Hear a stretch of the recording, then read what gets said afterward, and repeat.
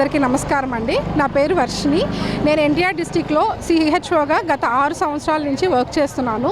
మేమందరం కూడా సిహెచ్ఓగా జాయిన్ అయినప్పటి నుంచి కూడా మేము ఏ విధమైన శాలరీతో అయితే ఉన్నామో ఇప్పటికీ కూడా మేము అదే విధమైన శాలరీతో ఉన్నాం. ఈ విషయాన్ని మేము పోయిన నెల 10వ తారీఖు నుంచి ఫస్ట్ పేపర్ రూపంలో ఇచ్చి చెప్పాము, పర్సనల్గా కలిసి చెప్పాము, పర్మిషన్స్ తీసుకునేటప్పుడు చెప్పాము, ఇంటిమేషన్ ఇచ్చేటప్పుడు చెప్పాము. అందరికీ కూడా ఇవన్నీ చెప్తూనే వస్తూ ఉన్నాము. 24, 25వ తారీఖున పెద్ద ఎత్తున మన ఎన్టీఆర్ డిస్టిక్లో పక్క రాష్ట్రాల నుంచి, పక్క జిల్లాల నుంచి అందరూ వచ్చి కూడా ఈ విషయాన్ని వ్యక్తం చేయడం జరిగింది. అప్పటి నుంచి కూడా ఇప్పటి వరకు కూడా మాకు గవర్నమెంట్ నుంచి ఎలాంటి పిలుపు అనేది అందలేదు. ఎందుకు అందలేదు అనేది మాకు అర్థం కావట్లేదు. ముఖ్యంగా మేము మా బాధల్ని చెప్పాలనుకుంటున్నాము.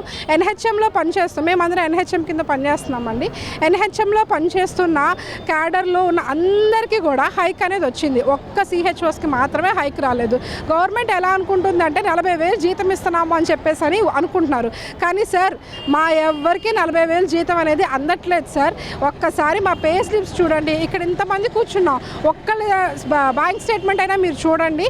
ఎవరికైనా 40,000 పడినాయేమో చూడండి. గతంలో 25,000 నుంచి శాలరీ అని చెప్పారు, 15,000 ఇన్సెంటివ్స్ అని చెప్పారు. 25,000 జీతంలో 23,800 జీతం పడేది, పిఎఫ్ కట్ అయ్యేది. అయితే ఒకనొక రోజు సడన్గా ఒక మెసేజ్ వచ్చింది, శాలరీ క్రెడిటెడ్ అని చెప్పి. ఆ రోజు 25,000 జీతం, 24,800 జీతం పడినట్టు మెసేజ్ వచ్చింది. అసలు ఎందుకు వచ్చింది అని చెప్పని మాలా మేము అనుకో అలా చేసుకుంటే తెలిసింది ఏంటంటే ఆ నెల పిఎఫ్ కట్ అవ్వలేదని. సరే, బహుశా ఏదైనా టెక్నికల్ ఎర్రర్ వల్ల ఈ పిఎఫ్ కట్ అవ్వలేదేమో అనుకున్నాం మేము. నెక్స్ట్ మంత్ అయినా కట్ అయిద్దేమో అని చూసాం. నెక్స్ట్ మంత్ కూడా సేమ్ 24,800 జీతం క్రెడిట్ అయింది. అప్పుడు మేము కనుక్కుంటే పిఎఫ్ కట్ అవ్వడం అనేది ఆగిపోయింది అని తెలిసింది. ఎందుకు ఆగిపోయింది అంటే ఈ రోజుకి కూడా మా ప్రశ్నకి సమాధానం అనేది లేదు. పిఎఫ్ అనేది కట్ అవ్వట్లేదు. అలాగే ఇన్సెంటివ్స్ని శాలరీస్ని కలిపి వేస్తే మీరన్నా 38,000 వస్తుంది సార్. మీరన్నా ఫిగర్లో 40,000 కూడా రాదు, 38,000, 39,000 జీతం అనేది వస్తుంది. అయితే ఏ రోజు కూడా ఆ నెంబర్ అనేది మాకు పడలా. ఒక నెల ఇన్సెంటివ్ వేశారంటే 2వ నెల, 3వ నెల, 4వ నెల ఇన్సెంటివ్ ఉండదు. మళ్ళీ ఎప్పుడు వేస్తారో తెలీదు. అది వచ్చేదాకా కూడా అందరిని ద్రాక్ష పండు కోసం ఎదురు చూసినట్టు మేము ఎదురు చూస్తూనే ఉంటున్నాము.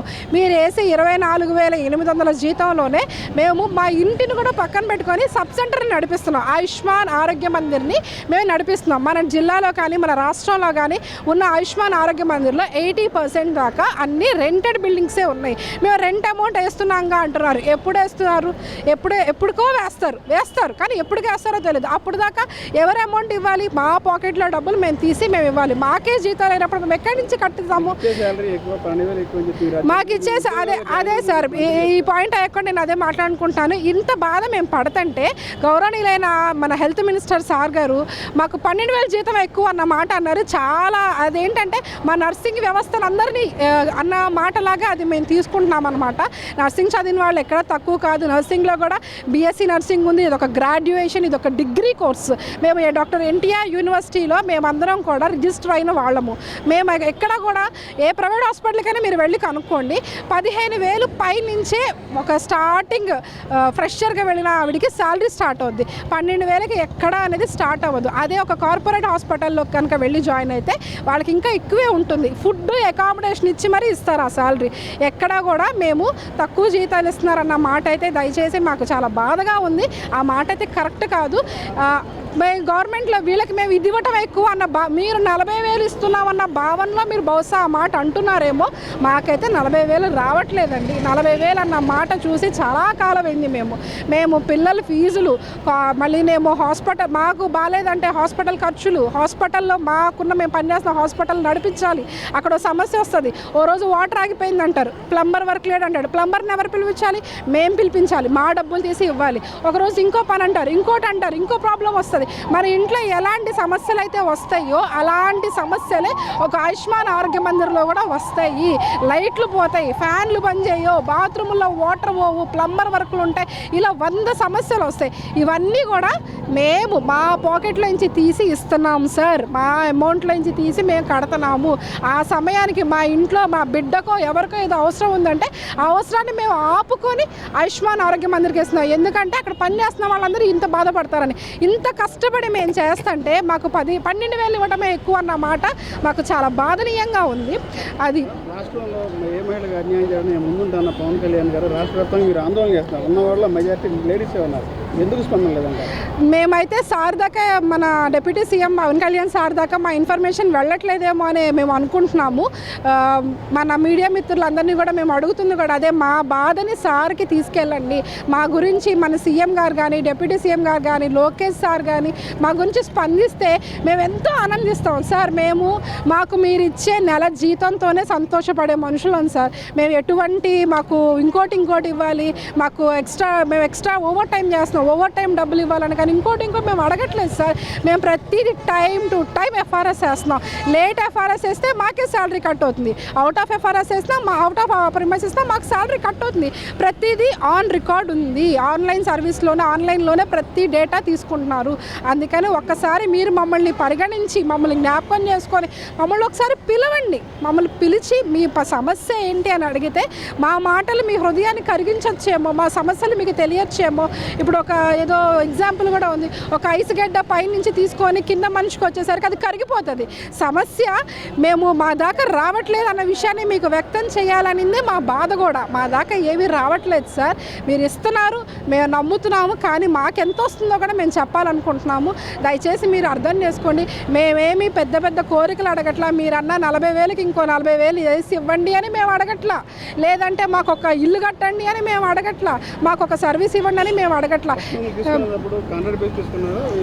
సార్. మేము కాంట్రాక్ట్ బేసిక్ కిందే వచ్చాను సార్. మేము కాంట్రాక్ట్ బేసిక్ కాదనట్లేదు, మేము దానికి ఒప్పుకొనే వచ్చాము.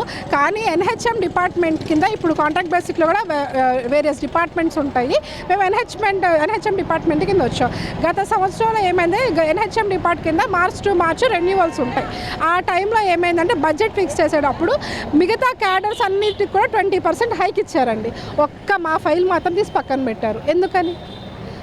ఎందుకు ఒక పలానా రీజన్ చెప్పాలి కదా. పోనీ మీరు జాయిన్ అయ్యి ఇన్ని రోజులు అవ్వలేదంటాకి మాలో ఇప్పుడు 8-9 బ్యాచ్ల దాకా ఉన్నాయి. ఫస్ట్ బ్యాచ్ జాయిన్ అయ్యి 6 సంవత్సరాలు అయిపోయింది.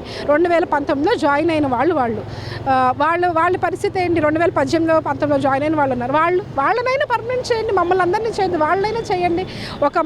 ఒక ఆడపిల్ల చనిపోతే కనీసం మట్టి ఖర్చుకి డబ్బులు లేక మేము డబ్బులు వేసుకుంటున్నాం సార్. ఈరోజు మేము మీడియా పరంగా చెప్తున్నాం కదా, ఒక జిల్లాలో మా వాళ్ళు ఒకరు చనిపోతే ఆ విషయం మా గ్రూప్లో పెట్టుకొని మాకు సహాయమైనంత 100, 200, 500, 1000 రూపాయలు మేము డబ్బులు వేసుకొని వాళ్ళ ఇంటికి వెళ్ళి వాళ్ళకి అందిస్తున్నాం. ఎందుకంటే మా తోటి ఉద్యోగి చనిపోయే వాళ్ళు ఏమన్నా పెద్దవాళ్ళు అంటే కాదు, మేమందరం చిన్న వయసులో ఉన్న వాళ్ళమే. రోడ్ యాక్సిడెంట్ అయి చనిపోతే స్పీడ్గా వెళ్ళింది చనిపోయిందన్న మాట అంటున్నారు. ఎందుకు అలా అంటారు సార్?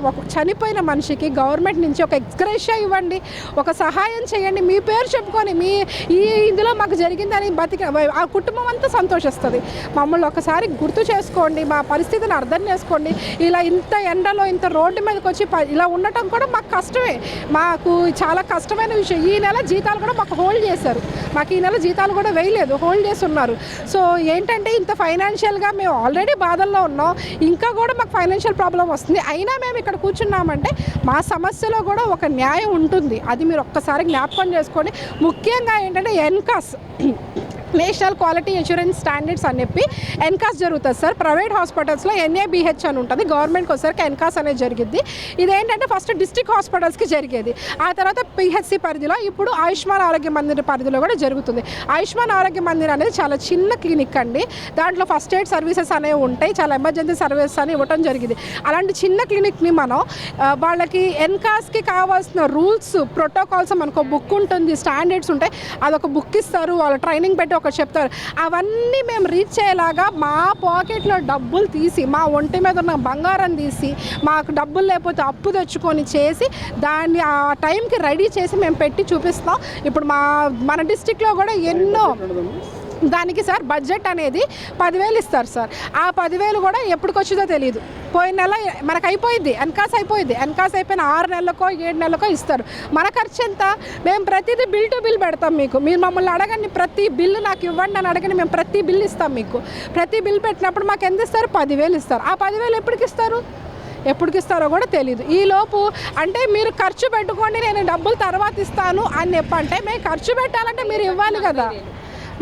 మేము ఖర్చు పెట్టాలంటే మాకు మీరు డబ్బులు ఇవ్వాలి కదా. అది సార్, మేము ఎవరిని ఏ గవర్నమెంట్కి వ్యతిరేకం కాదు, మేమందరం కూడా ప్రజల్లో ఉండేవాళ్ళమే. మేమందరం కూడా పోస్టల్ బ్యాలెట్లో ఓటేసిన వాళ్ళు, ఇక్కడ గవర్నమెంట్లో ఉన్న వాళ్ళందరం కూడా పోస్టల్ బ్యాలెట్లో ఓటేయటానికి 2-3 గంటల లైన్లో నుంచున్నాం మేము. కూర్చొని మేము ఎన్నుకున్నాం నాయకుల్ని. ఎందుకని మా సమస్యలు వింటారు అని చెప్పి. మేము ఏ గవర్నమెంట్కి మేము వ్యతిరేకం కాదు. మేము అర్థిస్తున్నాము, మా గోడు వినండి, మా బాధ వినండి, మాకు పరిష్కారం ఇవ్వండి అని అడుగుతున్నాము. మేము ఎంతో కష్టపడి దూరాభారాల నుంచి చంటి పిల్లల్ని వదులుకొని మేము డ్యూటీలకు వెళ్ళి ప్రజల కోసం మేము సేవ చేస్తున్నాం. ఓకే, మేము ఒప్పుకుంటాం, మేము జీతం కోసం పనిచేసే వాళ్ళమే. ఇప్పుడు ఆ జీతంలో సమస్య వచ్చిందనే కదా మేము మీ ముందుకు వచ్చాము. దయచేసి మమ్మల్ని ఒకసారి చూడండి, మమ్మల్ని ఒక్కసారి పిలిచి మాట్లాడండి. మా సమస్య ఏంటనేది మీకు తెలుస్తుంది. మా కోసం మీడియా మిత్రులందరూ వచ్చి ఎండలో నుంచొని మాకు చాలా హెల్ప్ చేస్తున్నారు, మా వార్తలన్నీ తీసుకెళ్తున్నారు. మీ అందరూ కూడా చాలా